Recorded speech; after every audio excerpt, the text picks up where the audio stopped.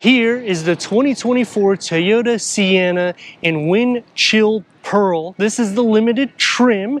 They only option one engine when you're going Sienna, opposed to the rivals. I'm going to go over some pros and cons and the problem that I have. I'm Anthony from Hawkeye Rides, and when you go limited, you're going to get the satin aluminum instead of the chrome elements that you would get on the XLE, and they integrate into the premium LED headlights and daytime runnings. Gloss black is going to surround the Toyota emblem, and because we only get one engine option, it's a hybrid, which only makes sense. So when you're getting a minivan, you're wanting something that's a smooth drive.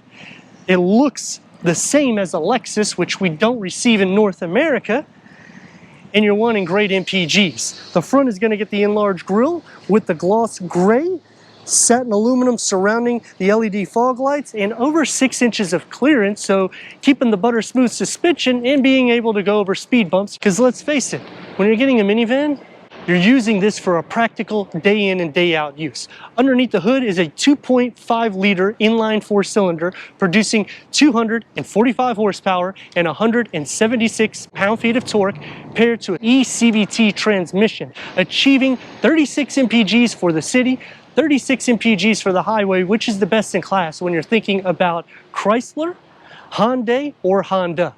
18-inch wheels go onto the Limited. This is a bright chrome. The XSE will get a 20-inch with a sport tuned suspension, but if you're not wanting that, because it'll be a little bit more agile and a little bit more bumpy because 2 inches more, this is the trim you go to. The XSE is kind of the sweet spot. You'll have a 17-inch wheel, but you can option packages on the exterior and interior, but you're gonna receive more chrome. And that's the first trim that starts the chrome on the door handles, gloss black on the side rocker, kick to open, or you just simply pull the lever to make easy access. Because again, we're going minivan, but we want an SUV look. So what does Sienna do?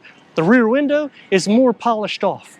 It's closed in so it doesn't look like it slides, so it keeps that SUV look with the satin aluminum for the roof rails, and they're raised. So you can put tie downs just like a Subaru, but towing, unfortunately, it's not going to be in its class. You get 3,500 pounds, whereas Chrysler and Honda will be a lot more. X-style LED taillights with the gloss black, chrome for the Sienna badging, and the lower gets the gloss black elements, front and rear parking sensors, a reverse camera, and an optional digital rear view mirror. When you go up to the Platinum, you get a 360-degree reverse camera, the third row seats to stow down to have a flat floor. It's labeled, so you pull lever 1, it's going to fold back, slides down, 33.5. You have a storage tier on the side, and with everything folded forward, you can max cargo up to 101 cubic feet.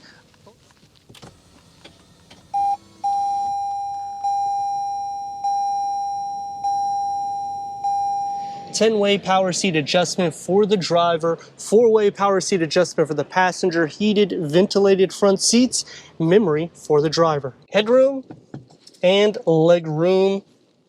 The Sienna really gets a lot of room for the front, second, and third row. Storage tray that goes all the way through.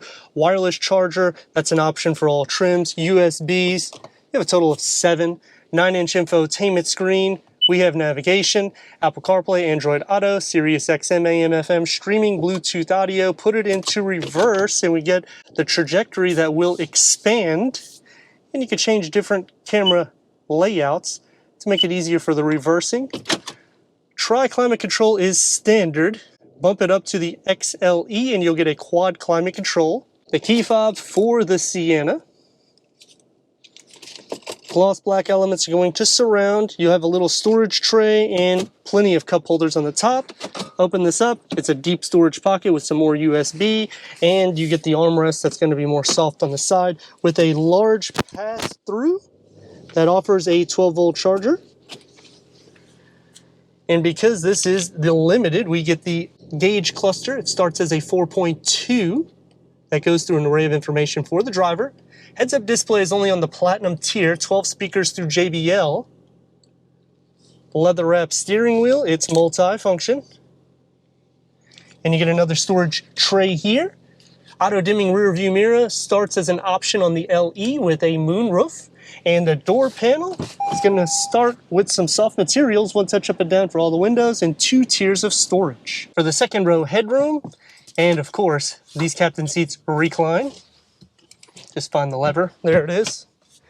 And you have both sides with armrests so you can relax. Sunshades on all trims. Leg space. And this seat will become more or less like a lazy boy. For the third row, I have reclined the seat all the way back. So headroom, kind of against this little lip here, but you can fix that easy. I just pull this lever, and then headroom isn't necessarily an issue. And leg space isn't too bad. It's gonna be a little bit more optimal. Cup holders, no USB ports, but the sunshades, which is an option for the XSE, air vents in the ceiling, sitting into the center. Leg space, feet space is more optimal because you don't have any rails. Butt and shoulder space is going to be shared. USB ports only on the passenger side for the third row, and headroom kind of against the dome line. The limited Sienna gets 245 horsepower. What am I kidding? That's all trims. The nice thing about the limited though is you're unlocking a lot more plush materials because we're getting leather in the interior, ventilated front seats, turn radius because the people were nice. It's a minivan. About 3 lanes. Let's rock and roll a little.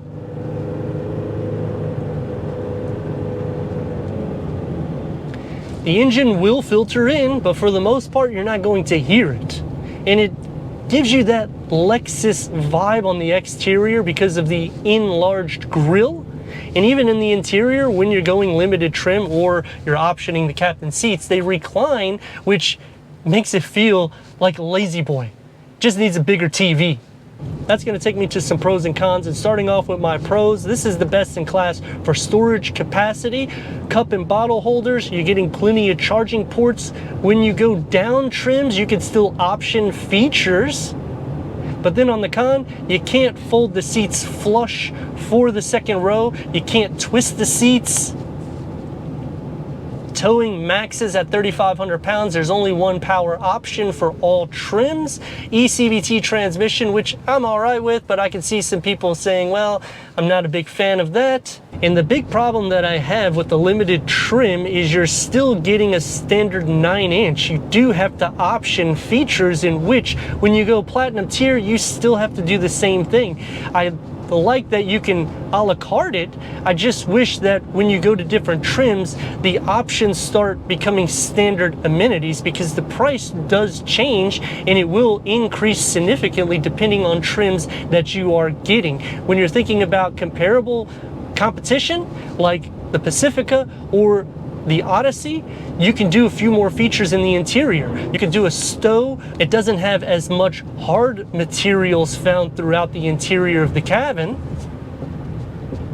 It's not going to get better MPGs than this, but you have different power options, and even going into Honda, you still can option a V6 variant.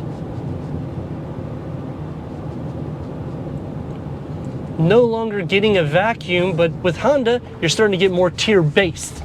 So if you're looking for features, you're starting to narrow it down to only the Chrysler Pacifica, in which you can still get different trims and features, opposed to just trims that add the features. But it's such a butter smooth vehicle with 18-inch wheels. I think I would option this opposed to the XSE only because of the 20-inch wheels and the sport tune suspension, because when I'm thinking about a minivan, I still want it sporty, and the limited trim ticks the box for that, but it's not altering the ride, and it's just such a plush seat whenever you're going into the leather seat upholstery opposed to the soft tech seats. But let me know your thoughts in the comments, and if you're new to the channel, consider subscribing. Check out the next video, merchandise, website, and Instagram. Leave a comment and a like, and I'd like to thank Gettle Stadium Toyota for giving us the 2024 Toyota Sienna Limited for our car review.